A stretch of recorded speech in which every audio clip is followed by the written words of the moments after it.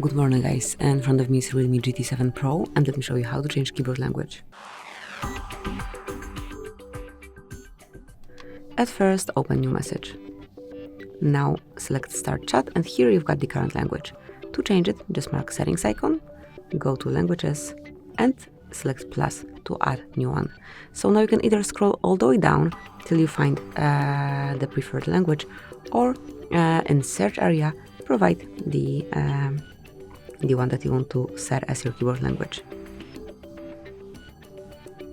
Tap on Done, and now you can stay with both languages, and once you've got two languages or more, this word icon appears here and you can smoothly switch between languages like this.